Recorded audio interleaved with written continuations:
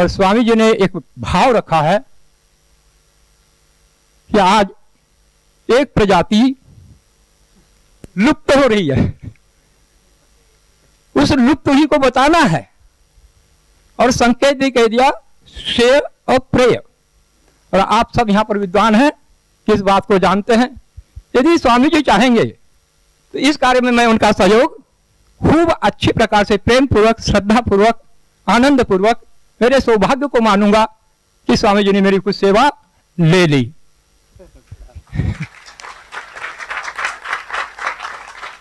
कभी कभी कोई मुझे कहा करते हैं आप क्यों ऊपर अपनी बीमारी लेते हैं, तो मैंने उसका मंथन किया।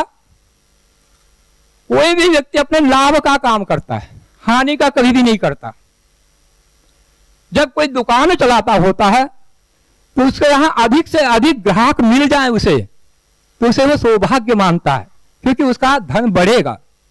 और यदि ना आए ग्राहक तो धन घटेगा।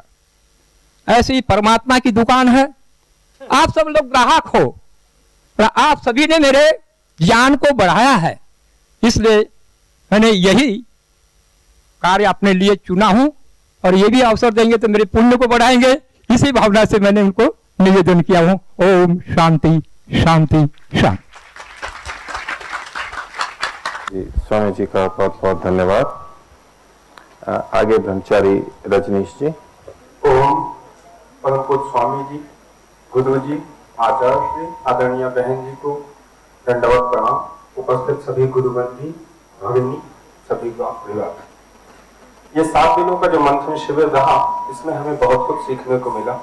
हमारे सोचने की दिशा का जो स्तर था वो काफी व्यापक हो गया था। आत्म मंथन शिविर के जो मुख्य विषय थे, ज्ञान, भावना, स्वतंत्रता, परतंत्रता, व्यक्तिनिष्ठ, वस्तुनिष्ठ, असमर्थता, इसको यदि हम एक शब्द में कहें तो वो स्वभाव है। और स्वभाव को परिवर्तित करना सबसे कठिन कार्य है, उल्टी गंगा बहाना है। स्वभाव के विषय में ये मेरा मानना हुआ इस मंथन के बाद कि कोई भी निर्णय हम मूलतः तो अपने स्वभाव से ही लेते हैं, और स्वभाव हमारी शिक्षा, संस्कार, विचार इन सबसे बनता है। और जो निर्णय हम दबाव में, अभाव में, प्रभाव में लेते हैं, वो नित नए नए संकट हमारे लिए स्वयं खड़ा कर देते हैं। हम सब शिक्षित हैं, सामान्य जानकारियां रखते हैं। सामान्य ज्ञान में अक्सर एक प्रश्न होता है, सबसे बड़ा, सबसे ऊंचा, सबसे पहला कौन। हमने भी सुना है कि सबसे ऊंचा पहाड़ एवरेस्ट, सबसे पहले चढ़ने वाला 4 व्यक्तियों का नाम, सबसे पहली महिला 2-4 और माताओं बहनों का नाम। पर कभी किसी ने नहीं सुना कि सहारा रेगिस्तान को सबसे पहले पार करने वाला व्यक्ति कौन। इस पे हमें सोचना होगा कि इतना बड़ा रेगिस्तान कितने व्यक्तियों ने पार किया, पर नाम क्यों नहीं। क्योंकि वहां पे जो एक एक छोटे छोटे कण हैं वो बिखरे हुए हैं, और हिमालय में एक एक कण जुड़े हुए हैं, और वो उच्चता को प्रदान करते हैं। और जो ऊंचाई को पार करता है, व्यक्तित्व उसका ऊंचा बनता है। तो आत्म मंथन में भी हमें एक एक कण को, एक एक क्षण को जोड़ जोड़ के सोचना होगा कि कहाँ हमसे गलती होती है और कहाँ नहीं होती है। तो इन सभी बिंदुओं को विचार करते हुए एक एक क्षण को अपने जीवन के कल्याण के लिए, समष्टि के कल्याण के लिए लगाते हुए, और समाज में, राष्ट्र में, विश्व में इतने धर्म, पंथ, मजहब हैं और कोई भी पूर्ण नहीं है। क्योंकि अगर कोई पूर्ण होता तो दूसरा स्वयं उसमें समाहित हो जाता। सभी ज्ञान एक दूसरे की पूरकता में है, और पूरकता को हमें देखना है कि वो कौन सा ज्ञान किसके ज्ञान में पूरकता किस प्रकार से हो सकता है। इसलिए हमें उस पूरकता को पूर्ण करना होगा। हमें स्वयं उस पूरकता का एक पुल बनना होगा। क्योंकि सभी ने अपने अपने देश, अपनी अपनी भाषा, अपने अपने क्षेत्र बांट रखे हैं, अपने अपने महापुरुषों को भी बांट रखा है, और महापुरुषों को बांटने की श्रेणी में सबने उनको पूर्ण पुरुष बना दिया है। और जबकि सब आपस में व्यवहार में ये बात करते हैं कि कोई भी पूर्ण नहीं होता। तो प्रत्येक महापुरुष की जो पूर्णता है, उनके पूर्णता का जो गुण है, धर्म है, उनको हम अपने जीवन में अपने मंथन से आत्मसात करें। प्रत्येक क्षण हम ये सोचें कि हम अन्यों के लिए कैसे ग्रहणशील हो सकते हैं, और दूसरे हमारे लिए कैसे हमारे व्यवहार द्वारा ग्रहणशीलता को और ज्यादा विस्तार दे सकते हैं। इन्हीं मंथन के निर्णयों पे मैं पहुंचा हूं। धन्यवाद। धन्यवाद ब्रह्मचारी रजनीश जी। और ब्रह्मचारी अंकुर। आदरणीय बहन जी के चरणों में मेरा सादर नमन, मेरे सभी भाइयों बहनों को भी सादर प्रणाम। जैसा कि अभी स्वामी जी, भाई रजनीश जी, आचार्य जी सभी इस आत्ममंथन शिविर के विषय में बहुत ही पूरी तरीके से बोल चुके हैं और वृहद वर्णन आ चुका है। कहने के लिए मैं समझता हूं कि कुछ शेष नहीं रहा है। फिर भी आत्ममंथन शिविर में मैंने जो अनुभव किया है वो मैं यहां पर जरूर बताना चाहूंगा। अभी से 6 महीने पहले हम दर्शनों का अध्ययन हमने शुरू किया है। न्याय दर्शन पढ़ते हुए उसको हमने पूर्ण किया है। बाद में एक विचार सभी के मन में आने लगा कि न्याय दर्शन का लाभ क्या है। तो बहुतायत यही बातें सामने आती रही कि दूसरे को हम कैसे हराएं, यही न्याय दर्शन का प्रयोजन है। बहुतायत यह बातें बीच बीच में सामने आई कि किस प्रकार से हमें दूसरे की बात गिरानी है, किस प्रकार से हमें नीचा दिखाना है, किस प्रकार से हम जीतना है। केवल न्याय दर्शन यही सिखाता है। यह सही नहीं है। इसके मूल में है कि सत्य की जीत कैसे हो, सत्य को स्थापित करना तथा उसको ग्रहण करना, उसके जितने भी आयाम हैं किस प्रकार हम उसको जांचें परखें। दरअसल इसके मूल में तो वही है। यह बातें उठ ही रही थी, लेकिन हम सभी जानते हैं हमारे गुरुजन परम पूज्य स्वामी जी महाराज बहुत दूरदर्शी हैं। हमें मौका ही नहीं मिला कि ये सोचें हम और इस विचारधारा को आगे बढ़ाएं कि एकदम से आत्ममंथन का जो शिविर था उसका आयोजन हो गया। और मैं स्वयं के बारे में ये बताता हूं कि मैं जितना भी अपने विषय में गलत फहमियां, खुश फहमियां पाला करता था वो सब दूर हो गई है। हम बाहर से स्वयं को देखते थे कि हम ऐसे हैं ऐसे हैं, लेकिन अल्ट्रासाउंड हो गया है हमारा, एक्सरे हमारा, एक एक चीज अंग प्रत्यंग बाहर निकल के सामने आई। हमने उसको देखा कि यहां कितनी कमियां हैं, यहां कितनी कमियां हैं। हमने अपने सूक्ष्मतम विचारों को देखा कि हम अब तक क्या सोचते थे, हम कैसे सोचते थे। परम पूज्य स्वामी जी महाराज एक बार योग दर्शन की कक्षा में आए थे। उन्होंने मुझसे पूछा था कि न्याय दर्शन पढ़ने के बाद आपको क्या समझ आया। तो मैंने कहा कि सामने वाला व्यक्ति क्या बोलने वाला है और उसने ये बोला है तो क्या सोच के बोला है, इसका जवाब मुझे कैसे देना है, ये मुझे समझ में आया है।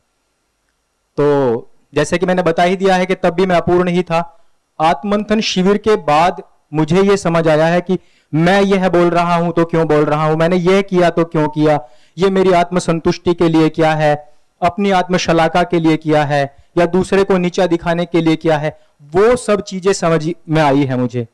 तब स्वामी जी 10 दिन पहले की ही बात है, तब में और अब में जमीन आसमान का फर्क हो गया है। यह मैं अपने अंदर से समझता हूं। आप सभी से भी अनुरोध है कि जिस प्रकार से भी ये लगे वहीं हमें टोका करें और प्रेम पूर्वक बताया करें, और जो बड़े हैं वो जैसे भी उनकी मर्जी है वैसे बताया करें, तभी हमारा आत्ममंथन पूरा होगा। आत्ममंथन की सिर्फ थ्योरी पूरी हुई है, प्रैक्टिकल हमारा अंतिम क्षण तक चलता रहेगा। आत्ममंथन ये पूरा नहीं हुआ है। इन्हीं शब्दों के साथ मैं अपनी वाणी को विराम कर देना चाहूंगा। धन्यवाद। धन्यवाद ब्रह्मचारी अंकुर जी। अब आगे भाई संजय जी चित्रकूट। 7 दिन का आत्ममंथन शिविर परम पूज्य स्वामी जी श्रद्धेय आचार्य जी के सानिध्य में हुआ। उसमें हमें जीवन में बहुत कुछ सीखने का अनुभव मिला, उसको आपके सामने प्रस्तुत करेंगे। आज हमारे जीवन में 7 दिन के शिविर में चाहे हमारी वो व्यक्तिगत समस्या हो, चाहे वो सामाजिक समस्या हो, चाहे राष्ट्रीय समस्या हो, उसमें एक छोटे छोटे बिंदुओं पर लेकर जिस तरह 7 दिन तक चिंतन और मंथन हुआ, उससे अति सूक्ष्म जो जानकारियां उभर के आई, तो उससे हमें आभास हुआ कि जीवन में सबसे पहले यदि हमें कार्य करना है तो अपने जीवन पर कार्य करना है। क्योंकि हमारा जो व्यवहार होता है वो कहीं में कहीं समाज को, राष्ट्र को प्रभावित करता है।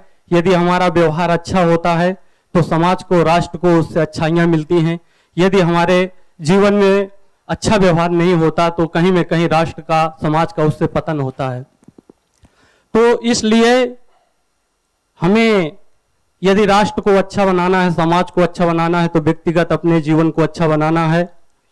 और जैसे इसमें कई विषय लिए गए, भावना, श्रद्धा, ज्ञान और भावना, परतंत्रता, स्वतंत्रता, तो जैसा हमारा ज्ञान होता है वैसी हमारे अंदर की भावनाएं होती हैं। यदि हमारा शुद्ध ज्ञान होगा तो हमारी शुद्ध भावनाएं होंगी। एक श्लोक भी आता है, ज्ञान जन्या भवेद इच्छा, इच्छा जन्यम भवेद कृति, कृति जन्यम भवेद चेष्टा, चेष्ट जन्यम भवेद फलम। जैसा हमारा ज्ञान होता है वैसी ही हमारी भावना बनती है, इच्छाएं बनती हैं, और जैसी हमारी भावनाएं तीव्र होती हैं वैसे ही हम कर्म करने के लिए अग्रसित होते हैं, और जैसा हम कर्म करते हैं वैसे समाज को परिणाम मिलता है। तो परम पूज्य स्वामी जी को नमन करते हुए और सभी भाइयों से यही अनुरोध करूंगा कि यदि हमें राष्ट्र में, समाज में कुछ परिवर्तन लाना है तो अपने मूलभूत जीवन में सबसे पहले हमें परिवर्तन लाना पड़ेगा। ओम।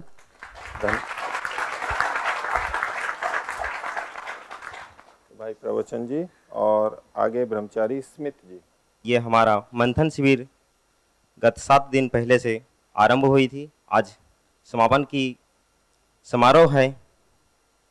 उसमें हमने क्या सीखा, क्या जाना और क्या समझने का प्रयास किया, और स्वबोध, मैंने अपने को चिंतन करना है, अपने को जानना है।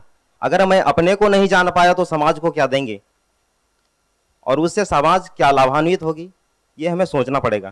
तो धन्यवाद भाई प्रवचन जी। आगे ब्रह्मचारी स्मित जी। पूज्य गुरु जी, श्रद्धेय स्वामी जी, आचार्य जी और अन्य उपस्थित सभी देवता लोग, सर्वेभ्यो नमः। इस सबसे पहले तो मैं आचार्य जी और उनके सहयोगी जिन्होंने ये शिविर का आयोजन किया उनको धन्यवाद देना चाहता हूँ कि उन्होंने बहुत अच्छे रूप से शिविर का आयोजन किया, जिसमें काफ़ी महत्वपूर्ण मुद्दे लिए गए।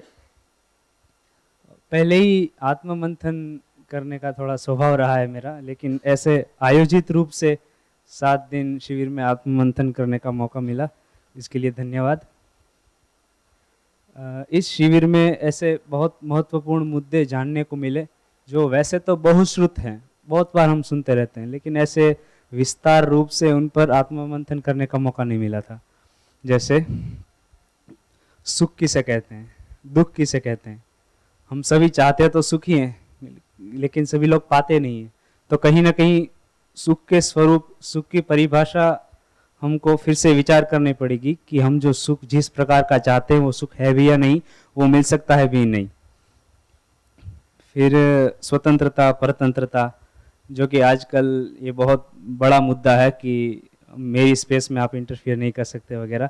तो हमको परिभाषित करनी पड़ेगी कहाँ तक हमारी स्वतंत्रता है और कहाँ फिर परतंत्रता चालू हो जाती है। तो इसमें और भी बिंदु है, जैसे इच्छा के बारे में। इच्छा का स्वरूप क्या है, आप इच्छा किसे कहते हैं, उसके लिए फिर क्या करेंगे, निर्णय करेंगे, फिर निर्णय से आप आचरण में आएंगे। तो वो आचरण जो आप कर रहे हैं वो आपकी इच्छा अनुसार ही है या उसके विपरीत है, उसका फल जो मिलेगा वो आप चाहते थे या वो आप जो नहीं चाहते वो फल मिल रहा है। तो इच्छा, निर्णय और आचरण, ये तीनों एक रूपता में हो, उस पर आत्ममंथन करने का मौका मिला। और ये सब निर्णय हम करते हैं, जो आचरण करने का प्रयास करते हैं, इसमें काफ़ी असमर्थताएं आती हैं हम सभी को। तो वो व्यक्तिगत रूप से हो सकती है, सामाजिक रूप से हो सकती है, राष्ट्रीय स्तर पे हो सकती है। तो मुझे ऐसा लगा कि ज़्यादातर तो असमर्थता हमारे व्यक्तिगत रूप से होती है। अगर हम जो अपनी असमर्थताएं हैं उसको पूर्ण कर लें तो फिर आगे का रास्ता धीरे धीरे खुलता ही जाता है। जैसे मैंने अपना मंथन किया, मैं काफ़ी निर्णय वैसे करता हूँ लेकिन आचरण पे थोड़ा कम आता है। तो उसमें आत्मविश्वास की कमी कह सकते हैं, एक अज्ञात भय, उसके बारे में भी मंथन करने का मौका मिला कि हम क्यों 100% अपना प्रयास नहीं कर पा रहे हैं। इस शिविर का शीर्षक है स्वबोध के द्वारा स्वधर्म। तो स्वबोध तो पहले होना ही चाहिए। हम क्या कर सकते हैं वो तो हम बाद में पता करेंगे, जब हम कौन है ये पता चलेगा। तो उसके लिए सोचने का मौका मिला। और पहले मेरी जैसे एक मान्यता थी कि अपने बारे में सोचना तो स्वार्थी कहा जाता है, जो व्यापक रूप से परिभाषित है। लेकिन इसमें पता चला कि भी अपने बारे में सोचना ऐसा मतलब बुरा नहीं है, दूसरों को हानि ना पहुंचाते हुए अपने बारे में सोचना। स्वार्थी जो परिभाषित शब्द है, स्वार्थी ऐसा नहीं है। तो अपने बारे में सोच के फिर सेवा के लिए वो सोचे कि हम क्या क्या कर सकते हैं। तो ये एक अच्छा बिंदु मुझे मिला सोचने के लिए। और भी अन्य मंथन किया तो काफ़ी इस शिविर के दौरान सोचने पर मजबूर कर दिया गया कि आप बिना सोचे अपनी ज़िंदगी नहीं जी सकते। धन्यवाद। और शुरू में आचार्य जी ने अपने अनुग्रह से पूरा सबको मानसिक रूप से एक प्रकार से पूरा बंदी बना लिया था कि आप सोचना ही पड़ेगा आपको, और निष्कर्ष मैं बताऊंगा नहीं। तो वो भी आपको निकलना। तो उनकी दृढ़ता के लिए बहुत अच्छा लगा मुझे कि वो उन्होंने प्रेरित किया कि आप सोचो और अपने आप निष्कर्ष निकालो। बस इतना ही कहूँगा। ओम।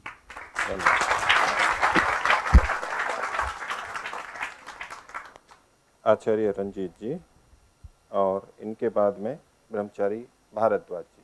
पूज्य गुरु जी, पूज्य स्वामी जी, श्रद्धेय आचार्य जी और मेरे आगे बैठी विद्वत मंडली, सभी को सादर नमस्ते। 6 दिनों तक आत्ममंथन हुआ, मथनी चली। अब मथनी चली है तो कुछ ना कुछ मक्खन तो आना ही है, तो थोड़ा बहुत मैंने भी उसका ग्रहण किया है, थोड़ा रखूंगा आप लोगों के सामने। एक तो पहली बात समझ में आई कि आत्ममंथन से डरना नहीं चाहिए, जो मैं हमेशा अपने साथ करते आया हूँ।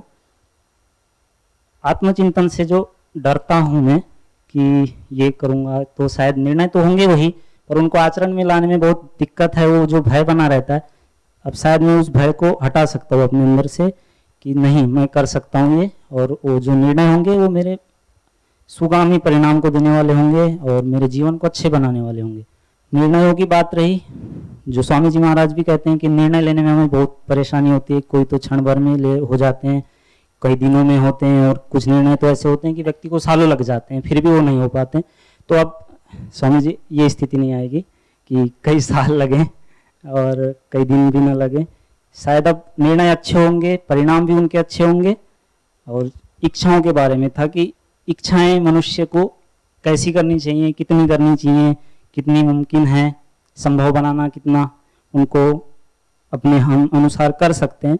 तो इच्छाएं अनंत तो हैं, लेकिन वो हमारे ऊपर है कि हम कितने कर सकते हैं और उनको हम कितना पूरा कर सकते हैं। तो ये भी समझ में आया कि इच्छाएं अपने सामर्थ्य के अनुसार हमको करनी है। बहुत अधिक इच्छाएं पालेंगे तो फिर उसके बोध के तले दबकर घुट घुट कर मरना भी पड़ता है, तो वो स्थिति नहीं आएगी। और एक स्वतंत्रता परतंत्रता समझ में आई। स्वतंत्रता की अपने उन्नति करके हम जो उन्नति हमारी हो रही है उसमें दूसरे को बाधा ना आए, उतनी उन्नति ही हमारे लिए स्वतंत्रता के रूप में। और जहाँ किसी को भी बाधा आ रही है तो वो फिर स्वतंत्रता नहीं, और एक दूसरे की स्वतंत्रता पे वो हानि हो रही है वहाँ पे। तो ये भी एक महत्वपूर्ण बिंदु समझ में आया। और एक व्यक्तिनिष्ठ और वस्तुनिष्ठ निर्णय, थोड़ा पूरा तो मैं नहीं कहूँगा कि स्पष्ट हो गए हैं, लेकिन कुछ कुछ हुए हैं। एक तो बात आई कि व्यक्तिनिष्ठ निर्णयों को हम सब पर थोप नहीं सकते, वो करना भी नहीं चाहिए। और हम व्यक्तिनिष्ठ निर्णयों को वस्तुनिष्ठ बनाना चाहते हैं तो उसके लिए भरपूर प्रयास करना पड़ेगा। जो स्वामी जी ने भी कहा था वहाँ पे कि सार्वभौमिकता, वैज्ञानिकता, प्रामाणिकता और पंथ निरपेक्षता के साथ हम उसको अगर करें तो वो वस्तुनिष्ठ हो सकते हैं। जो हमारे व्यक्तिगत निर्णय हैं वस्तुनिष्ठ व्यक्तिनिष्ठ हैं। तो ये बातें समझ में आई। और आचार्य जी का बहुत बहुत धन्यवाद है इसमें कि उन बहुत सारी चीज़ें मैं आचार्य जी को देख करके मुझे अच्छा लगता है कि कैसा आचार्य जी का जीवन है। तो मैं भी ये सोचता हूँ कि शायद मैं भी ऐसा बन पाऊँ, अपने जीवन में ऐसा आचरण कर पाऊँ, ऐसी दृष्टि मुझे भी मिले जो ऐसी आचार्य जी को प्राप्त है। तो फिर से आचार्य जी और आचार्य जी के सहयोगी आदियों का धन्यवाद करते हुए सभी का धन्यवाद। नमस्ते।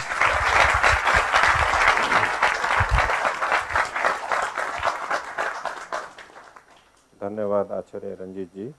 आगे ब्रह्मचारी भारद्वाज जी और इनके बाद में ब्रह्मचारी गुंजेश जी। पूज्य स्वामी जी, गुरु जी, आचार्य जी और सभी ब्रह्मचारी ब्रह्मचारियों को सादर प्रणाम। आत्ममंथन शिविर में मैंने जो सीखा, जो जाना, वो बहुत ही महत्वपूर्ण है मेरे लिए। मैंने अपने स्वभाव को और स्वयं को खुद और सूक्ष्मता से जाना। जानते तो थे पर और सूक्ष्मता से। ये निरंतर प्रक्रिया है, कोई 7 दिन में ही नहीं हम स्वबोध कर लेंगे, कर भी सकते हैं, संभव है, परंतु इस प्रक्रिया को अगर हम जारी रखेंगे तो अपने को और अच्छे से जान सकेंगे और निर्णय और अच्छे से ले सकेंगे। और जो मैंने इसमें जाना कि मेरे अंदर जब हमने ध्यान दिया विचारों को कि कैसे ये विचार जन्म लेते हैं और फिर द्वंद्व भी प्रकट हुए अपने अंदर और उन द्वंद्वों का समाधान भी हुआ, और जो हम कुछ बड़े बड़े निष्कर्षों पर पहुंचे जिस पे हम ध्यान नहीं देते थे, जैसे कि हमें प्रतिक्रिया नहीं करनी चाहिए, जैसे कि हम कभी कभार जानते भी नहीं कि जो हम कह रहे हैं वो हमारे आग्रह से निकल रहा है, वो हमारे अभ्यास से निकल रहा है, क्या सच में वो मैं कहना चाहता हूं या वो निकल रहा है। तो हम सोच समझ के अपनी बातों को कहें, व्यवहार करें। व्यवहार साध्य है और सब तो साधन है। हम साधन में ही उलझ के रह जाते हैं, साध्य को नहीं पा पाते। हम पैसा कमाने में या पूरा दिन अष्टाध्यायी रटने में ही या पूरा अपनी साधना में ही लगा देते हैं, और जो हमारा संबंध है, जो साध्य है, हम उसे भूल जाते हैं। तो हमें ये नहीं करना है, हमें अपने संबंधों में भी मधुरता ही रखनी है उसके साथ साथ ही। और ये भी जानना बहुत महत्वपूर्ण, अपने पर्यावरण को हम कैसे स्वस्थ रख सकते हैं। कुछ भी चीज खरीदने के पहले हम 2 बार सोचें, क्या उसकी सच में मुझे आवश्यकता है कि नहीं। अगर नहीं है तो फिर वो त्यागने योग्य है कि जो भी मैं खरीद रहा हूं, जो भी मैं खा रहा हूं, क्या उसकी मुझे आवश्यकता है। क्योंकि वो जो चीज बनी है उसमें कई लोगों का पुरुषार्थ लगा हुआ है, उसमें वातावरण भी प्रदूषित हुआ है, वो व्यर्थ ना जाए, वो उसी को मिले जो उसका पात्र है। तो ये सब निष्कर्ष बहुत जरूरी है मेरे जीवन को आगे प्रगति देने के लिए, और मैं इन पर जीऊंगा। आप सभी का धन्यवाद। ओम।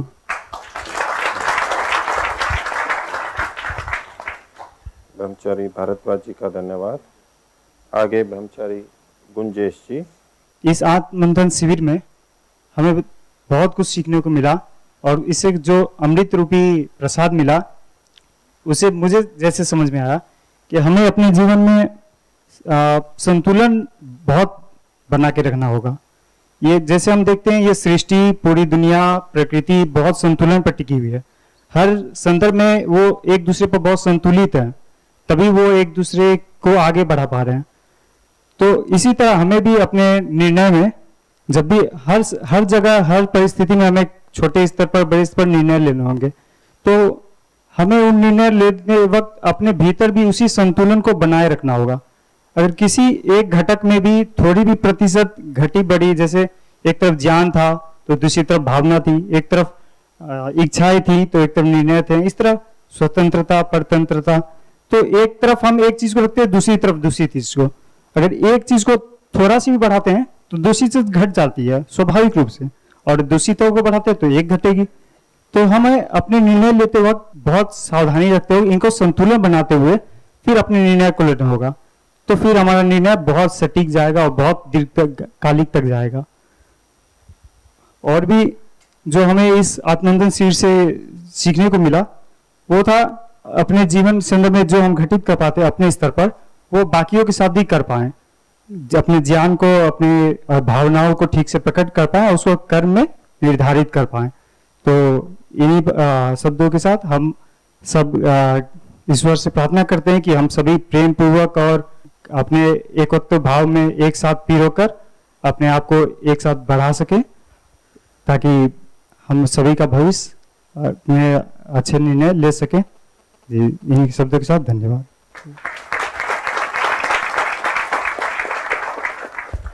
धन्यवाद ब्रह्मचारी गुंजेश जी। इनके आगे ब्रह्मचारिणी श्रुति जी। इस शिविर का जो नाम है वो है आत्ममंथन। तो सबसे पहले ये आत्ममंथन जो शिविर था उसमें पहले जैसी जैसे आचार्य जी ने नाम बताया तो ये लगा कि आत्मा के विषय में कुछ बताया जाएगा, ऐसा प्रतीत हुआ, पर ऐसा कुछ सीधे सीधे नहीं बताया गया। लेकिन उससे जो मुझे लाभ हुआ वो मैं बताना चाहूंगी। कुछ दिनों पहले मेरे सामने एक बहुत उद्वेलित करने वाली समस्या आई थी। वो ये था कि जब मैं यहाँ आई तो मेरा जो लक्ष्य था वो था कि मैं खुद सुखी रहूं और दूसरे को सुखी रखूं। मेरा जीवन इस समाज के लिए हो, जिसके लिए मैंने अपने से बड़े लोगों को पूछा कि ये मेरे साथ क्यों हो रहा है। मैं चाहती तो हूँ कि मैं सबको सुखी रखूं, लेकिन दिन पर दिन मेरे से कुछ ना कुछ गलतियाँ होती जाती हैं और उन गलतियों को देखती हूँ तो मुझे लगता है कि ये बाहर की जो मतलब चीज़ें हैं वो हैं या मैं हूँ, कुछ मतलब स्पष्ट रूप से समझ में नहीं आ रहा था, जिसका प्रश्न मुझे इस आत्म मंथन शिविर से मिला। तो उस प्रक्रिया को मैं बताऊंगी कैसे मिला। एक तो जो ये आत्म मंथन का जो ये प्रक्रिया थी उसमें ये था कि पहले अपने मन को एकदम स्थिर करना, उसको स्थिर करने के बाद में अपने जो सवाल थे उनको उठा करके अपने आप में ही उनकी बाधाओं को देखना कि मेरे कारण से मेरे इस कार्य में क्या बाधाएं आ रही हैं। तो जब हम उनको देखते थे तो स्पष्ट रूप से पता चला कि बाह्य परिस्थितियां हमारे लिए कारण कम थीं, एकदम नगण्य थीं। उन सब का कारण मैं स्वयं थी। उसके द्वारा एक जो समाधान आया उस प्रक्रिया के दौरान, समाधान पहले से श्रुत था पर वो और अधिक समझ में आ गया। वो ये था कि परिस्थितियां हमेशा हमारे साथ रहेंगी, हम हमेशा एक समाज में रहेंगे। तो कोई भी यदि परिस्थिति आए तो वो किस लिए आती है हमारे पास, इसको सोचना। हम उसे दो प्रकार से सोच सकते हैं। एक तो कि दूसरे लोग मेरे को दुख देना चाहते हैं, ये मेरे को परेशान करना चाहते हैं, या मैं जो उन्नति कर रही हूँ उसमें बाधक बनना चाहते हैं। दूसरा कि जब तक संघर्ष नहीं होंगे, जब तक प्रश्न नहीं होंगे, तब तक उत्तर भी कभी नहीं आ सकता। तो यदि हम अपनी परिस्थितियों को ऐसे समझें कि जैसे मान लो किसी ने मेरा अपमान कर दिया, तो वो अपमान क्यों किया, इस समस्या के हम दो समाधान सोच सकते हैं कि ये व्यक्ति मुझे आगे बढ़ता नहीं देख सकता। दूसरा समाधान सोच सकते हैं कि ये मेरा कितना हितैषी है, कि इसने मुझे मेरी सहनशीलता को बढ़ाने के लिए कितना मेरी सहायता की। तो जब हम ऐसे सोचते हैं कि इसने मेरी सहायता की तो हम और ज़्यादा ऊपर बढ़ जाते हैं। और वास्तव में परिस्थितियां आनी ही चाहिए। बिना परिस्थितियों के मुझे नहीं लगता कि मेरा जीवन निर्माण हो पाएगा। पहले मैं अधिक परेशान होती थी, पर आगे ऐसी आशा है कि इस निर्णय पर पहुंचने के बाद मैं उसे आचरण में लाऊंगी और किसी भी परिस्थिति से परेशान ना हूं और अपने लक्ष्य को पा जाऊं, ऐसा प्रयास करूंगी। और इसमें एक बात थी कि जब कोई हमें कुछ कहता था तो हम कहते थे हम तो स्वतंत्र हैं। किसी ने यदि हमारे को कोई गलत बात कही तो प्रतिक्रिया में हम दोबारा उसे गलत बात कहने के लिए अपने आप को बहुत अधिक स्वतंत्र मानते थे। और यदि कोई हमारे दोष मनवाए कि आपने ये दोष किया है तो उसमें अपने आप को परतंत्र मानते थे। लेकिन यहाँ पर जो आत्ममंथन की प्रक्रिया हुई उससे पता चला कि वास्तव में जो हम प्रतिक्रिया स्वरूप क्रोधित होते थे वो हमारी स्वतंत्रता नहीं थी। हम किसी दूसरे के कारण प्रतिक्रिया के वशीभूत होकर के हम परतंत्र हो जाया करते थे, हम अपनी स्वतंत्रता को खो दिया करते थे। और दूसरी तरफ जब कोई दोष मनवाता था तो हमें लगता था कि ये हमारी परतंत्रता है। लेकिन जब आचार्य जी ने मौन के समय हमें ये प्रक्रिया करवाई तो पता चला कि वास्तव में जो व्यक्ति हमारे दोष बता रहा है वो हमें और अधिक स्वतंत्र करना चाहते हैं, हमारे जीवन का उत्थान करना चाहते हैं। तो मेरी एक जो समस्या थी वो शिविर के बाद सुलझ गई है। इसके लिए